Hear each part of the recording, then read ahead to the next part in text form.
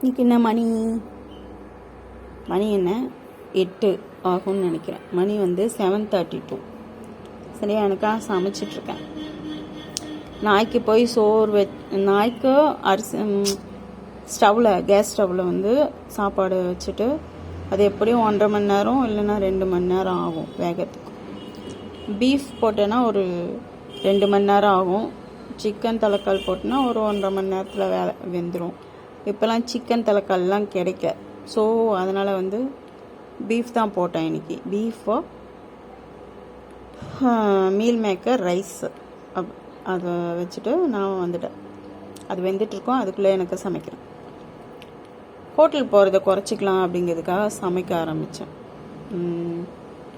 அடுத்து இப்போ தான் எங்கள் ஊரில் வந்து கொஞ்சம் பாட்டு சத்தம் வந்து கம்மியாக இருக்கா, அதனால் சரி ஓகே நம்ம இப்போ வீடியோ பண்ணிடலாம் அப்படின்னு சொல்லிட்டு நினச்சேன். இது என்ன சாப்பாடு அப்படிங்கிறதெல்லாம் இல்லை, எண்ணெய் ஊற்றி கடுகு போட்டு நல்லெண்ணெயில் சமைச்சேன். கொஞ்சம் கை கால்லாம் வலி வந்துச்சு. எப்பவுமே சப்போஸ் இதை யாராச்சும் பார்த்தீங்கன்னா சொல்கிறேன், உங்கள் உடம்ப வந்து பத்திரமா பார்த்துக்கோங்க. அதுதான் உங்களுக்கு பெரிய சொத்து. நீங்கள் வந்து ஓடி ஓடி எவ்வளோ தான் சம்பாதிச்சாலும்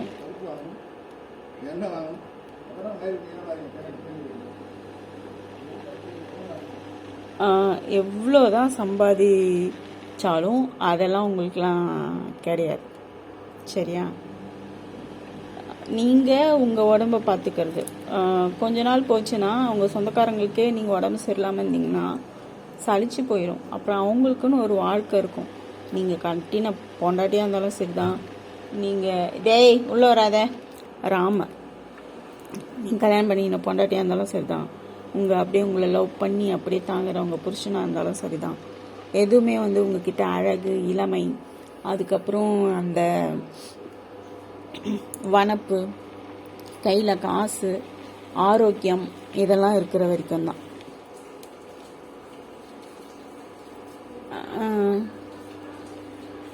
அதெல்லாம் இருக்கிற வரைக்கும் தான். அது இல்லைன்னா வந்து எல்லாருமே வந்து விட்டுட்டு போயிடுவாங்க.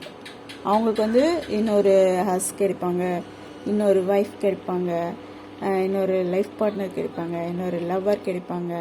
உங்கள் ஆரோக்கியம் எப்போ கேட்டு போதோ அவங்க எல்லாருமே உங்களை விட்டுட்டு போயிடுவாங்க. உண்மையான அன்பு இருக்கிறவங்க மட்டும் கூட இருப்பாங்க.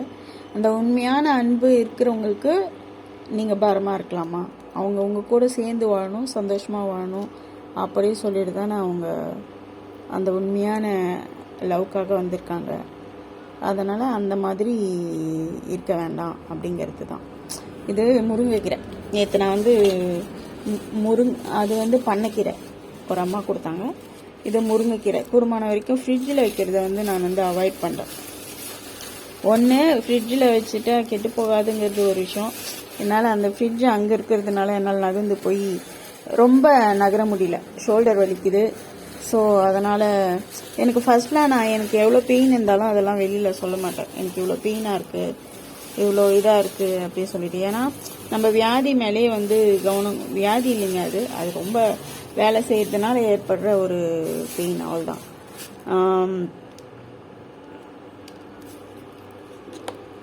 அது இல்லாமல் எனக்கு போலியோ இருக்கிறதுனால அது கொஞ்சம் இதாகுது. ஏற்கனவே முதுகு கூன் போட்டு தான் இருக்குது, இருந்தாலும் வந்து இப்போ இன்னும் கொஞ்சம் கூன் ஆகுது. அதனால் கொஞ்சம் டிஃபிகல்ட்டிஸ்லாம் வருது. அந்த மாதிரி லைஃப் வந்து கொஞ்சம் போக போக இது பண்ணு. இளமையிலேயே நீங்கள் வந்து எது செய்யறதா இருந்தாலும் செஞ்சிடுங்க. அப்போ வந்து குடிச்சிட்டு தம் அடிச்சுட்டு அந்த மாதிரிலாம் இருக்காதீங்க. அது கொஞ்சம்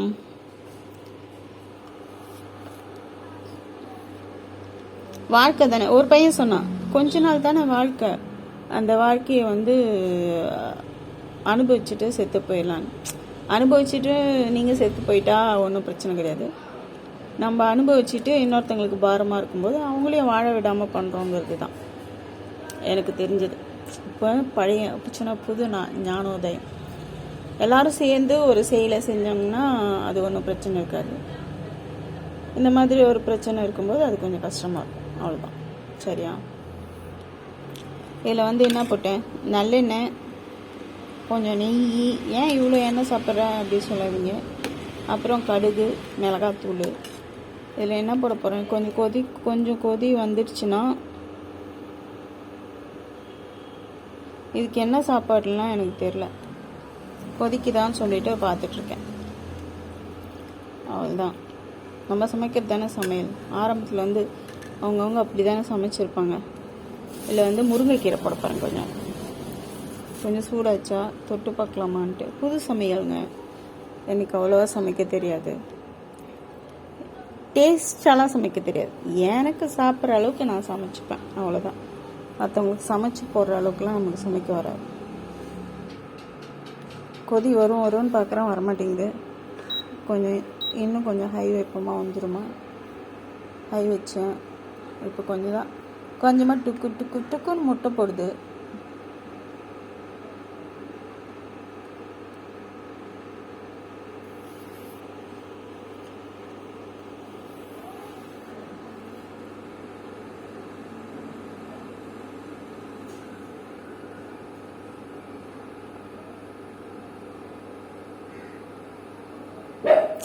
எங்கே வந்து நாய் சத்தம் கேட்டாலும் எனக்கு அடிவயிறுலாம் பெறட்டுற மாதிரி ஆயிடும்.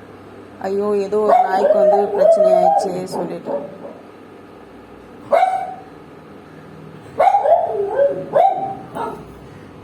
ஆனால் இப்போ எங்கே எந்த பேய் சத்தம் கேட்டாலும் எனக்கு ஐயோ கவலைன்னு இருக்கு. நம்மளால செய்ய முடியாதப்ப அதை பற்றி வருத்தப்பட்டு என்ன, நம்ம இந்த உலகத்தில் தான் வாழ்கிறோம், நம்மளால ஒரு விஷயம் செய்ய முடியல, அதை பற்றி ஏன் வருத்தப்படணும் அப்படிங்கிறது தான். கொதி வந்துடுச்சா, இதில் வந்து தோராயமாக முருங்கைக்கீரை போட போகிறேன். சமையல்லாம் கற்றுக் கொடுக்கலீங்க, முருங்கைக்கீரை 2 பொடி போட்டுக்கலாம். 2 ஓகேவா.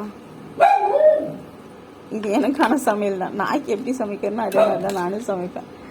எப்படி உப்பு உரப்பு எதுவும் இல்லாமல் அந்த மாதிரி. நாய்க்கு எப்படி வந்து எல்லாத்தையும் ஒன்றா போட்டு இது பண்ணிடணும், அப்பப்போ சமைப்பேன். இதில் வந்து என்ன வச்சுருக்கேன், மலாட்டை. அந்த அம்மா பச்சை மலாட்டை கொடுத்தாங்களா, அது ஒரு கேரட்டு, ஒரே ஒரு டம்ளர் அரிசி. டம்ளரோட அளவு பார்த்திங்கன்னா சூப்பராக இருக்கும். இந்த டம்ளரில் ஒரு அரிசி. இன்னைக்கு பொழுது ஓடிடும் எனக்கா. ஓகேவா. கால் கொஞ்சம் நீட்டி போட்டிருக்கேன், ஏன்னா எனக்கு கால் வலிக்குது அதனால். இதோ பாருங்கள், பொங்கிடுச்சா. இதெல்லாம் கொட்டு. 5 டம்ளர் அரிசி தான் ஒரு டம்ளர் அரிசிக்கு 5 டம்ளர் தண்ணி ஊற்றினேன். ஏன்னா காய் போட்டிருக்கேன் அப்படிங்கிறதுனால அதை ஊற்றினேன்.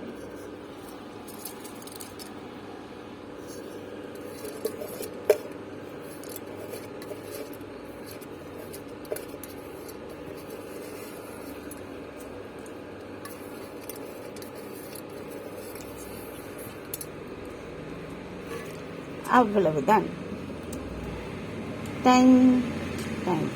இது வந்ததும் அப்படியே போய் இது வேகத்துக்கும் அப்படியே போய் நாய்க்கு இதை ஆஃப் பண்ணிவிட்டு அது ஆறதுக்கு கொஞ்சம் தண்ணி ஊற்றி கலந்து விட்டுட்டு வர்றதுக்கும் சரியாக இருக்கும்னு நினைக்கிறேன். பாய். காலையில் என்ன சொல்கிறேன்னா, உடம்பை வளர்த்தேன் உயிர் வளர்த்தேனே அப்படி சொல்லிட்டு திருமூலர் சொல்லியிருக்காரு. ஸோ திருமூலர்லாம் சொல்லுங்க, உங்கள் உடம்பை பத்திரமா பார்த்துக்கோங்க. அதுதான் உங்களுக்கு மிகப்பெரிய சொத்து. காசு, பங்களா, காரு அதெல்லாம் ஒன்றும் கிடையாது. சரியா. உடம்பை நல்லா பத்திரமா பார்த்துக்கோங்க. டாடா, பாய்.